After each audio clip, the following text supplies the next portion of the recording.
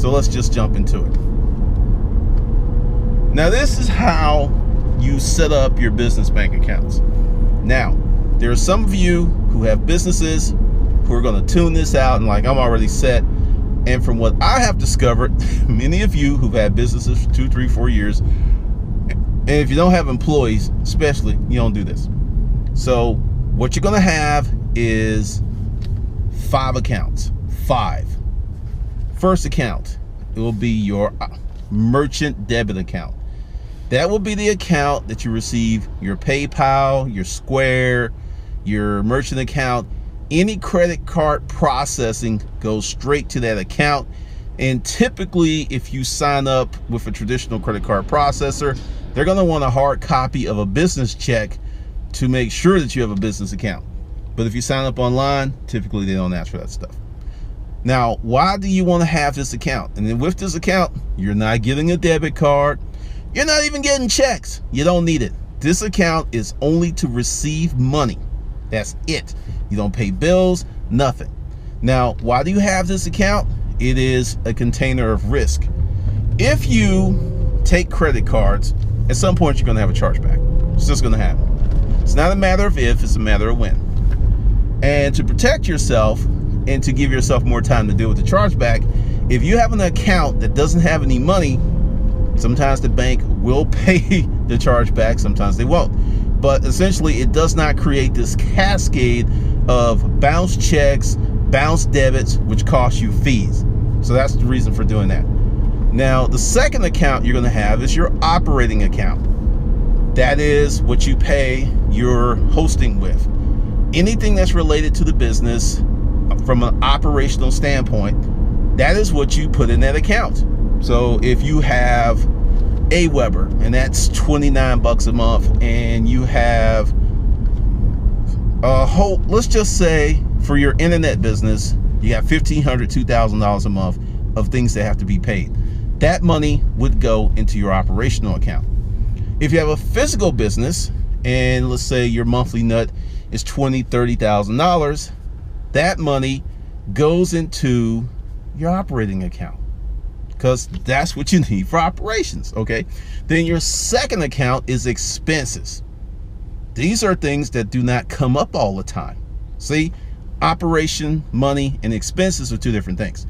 So let's say you got to fly to a conference. That's an expense, not a normal expense, but it's a business expense. So that money would come from that account. Then your other account after that would be savings. Yes, you will have a savings account, because once you start making extra money, you'll have a place to tag that extra money. It's already set up, and boom. Then the next account that you're going to have is a payroll account. Even if you do not have employees, you will set the payroll account up. Now, why would you do that? Well, simple.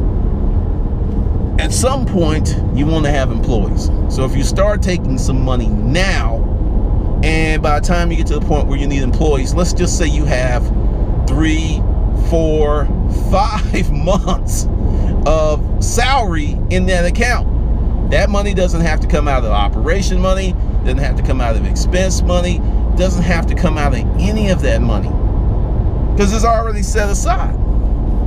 So you've got your debit account, operation account, expense account, savings account, and payroll account. This is going to cost you nothing, depending upon your bank and your relationship, up to $500. Now, once you spend the $500, you can just shelter it around in the account, so it doesn't really matter. Once you set up the accounts, you can go ahead and pull that $500 out if you need it, and you may have to pay monthly maintenance fees. So you need to ask some questions of your bank. Hey, if I set this business account up, do I get free checking? And sometimes they'll say if you leave $1,500, $2,500, yes, no fees. But once it drops below that, they will be tagging you with fees. All banks are different, so shop around. If you already have a relationship with the bank and you've been a good customer, you can talk to the branch manager and possibly get those fees waived. Just to note, the branch manager can approve credit cards. Yes, they can do that. They can do a lot of things for you. Just if you're not making any damn money and you don't have any money in the bank and the bank can't make money off of you, these services will not be available to you. And that's the only reason I found out is because at one point, years and years ago, we had over $1 million cash in one account, plus we had some more money coming in. And I was in the bank and the manager was like, "Psst, just like that, psst, let me talk to you." And I was just sitting there like, okay, strange little Jewish woman, why are you at me, right? And she's like, "I'm just messing with you," because I was always coming in, you know, a little grouchy. And all right, I'll be honest, I used to flirt with her ass because she was hot. And, you know, she was flirting back that day. I didn't know it was because of my rugged good looks. It was because there was $1 million cash. I kind of assumed, I put it together. So we get in and she goes ahead and she just drops these bombs and just tells me all of these things that are now available to me. And I've been banking with them for quite a while. So once you get some loot and you start to stack some loot, a lot of things will be available to you as a business owner. Now let's talk about these 5 accounts. You're only going to have a debit card for the expense account. You will not have a debit card for payroll. No, just one debit card for the expense account. Why? Because you're only going to be withdrawing expenses. You should not be withdrawing any of that money. You know, because a lot of your stuff is going to come from a credit card, and I'm going to tell you how you can do that in a minute. Because what you can do is, you know, let's say you use your personal credit card, right, for your expenses, and each month for all those expenses you will write a check from that operation account to your credit card or transfer the money to your personal account. I would recommend a check, and for this reason, because when you write the check, you could be going, this money is for expenses for the month of March to repay credit card. So there's a very clear and precise chain. Transfers can get dicey, but a check from your credit card company saying, you know, when it's spelled out for your account, makes stuff super easy. You do the transfers, it can get a little fucked up. You can have a nightmare on your hands. So you would write that check from the operating account to your credit card company and mail it in. Or you could pay from that account online.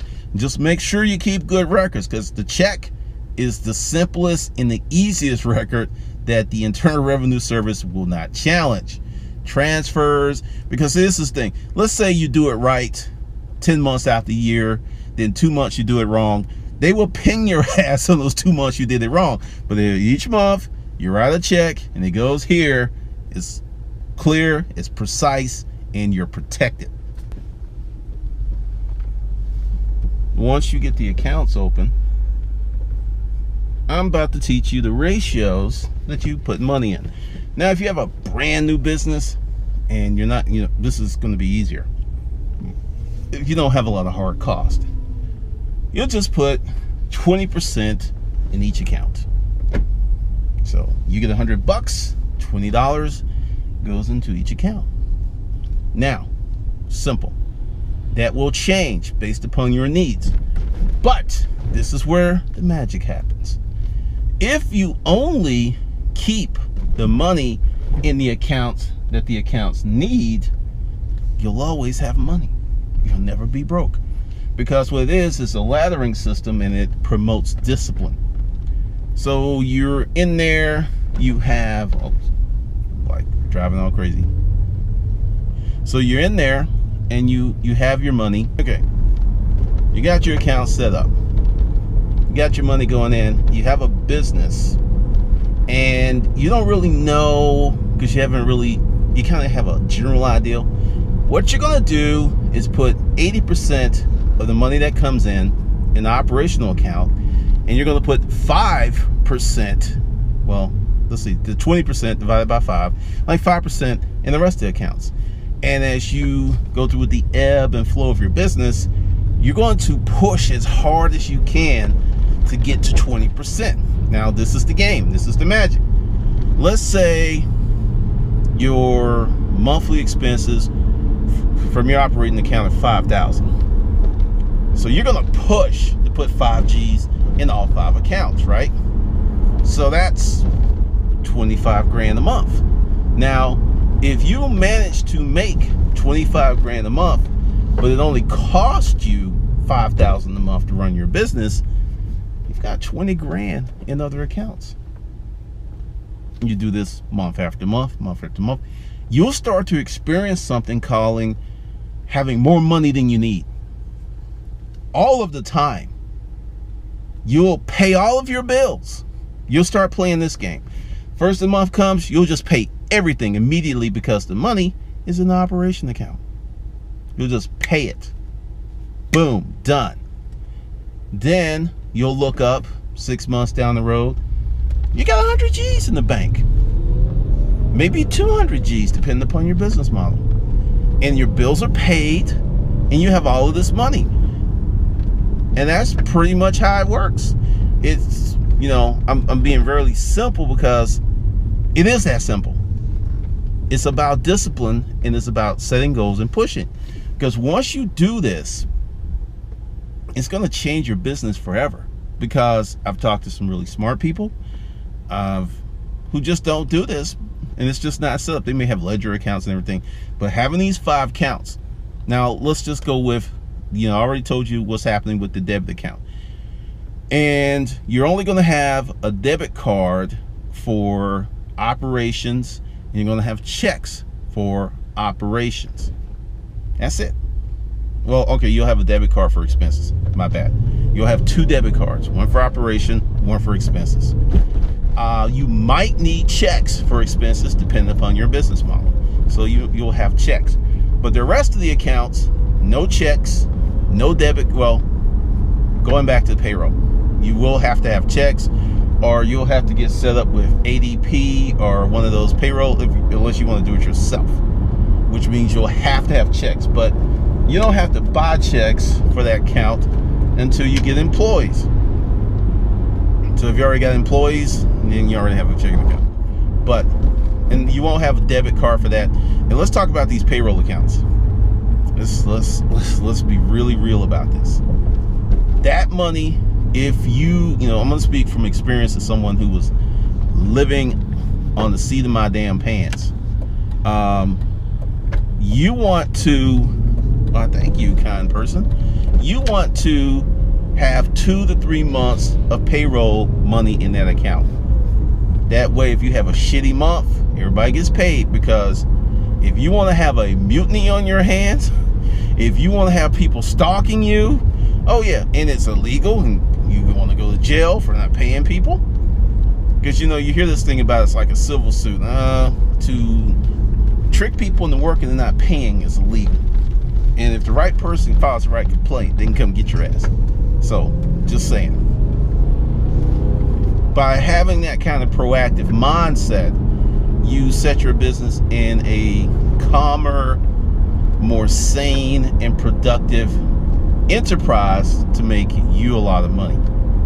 So, okay, that's pretty much it. It can get a little deeper depending upon if you've got real estate, and that's just, but typically the 5 accounts will cover most businesses, or all businesses, during the early stages. As you grow and you need, your needs grow, your resources grow, your requirements grow, then yeah, other accounts can come into play. There's other things you can do. But those 5 accounts for right now should get you set up very nicely. So if you're a business owner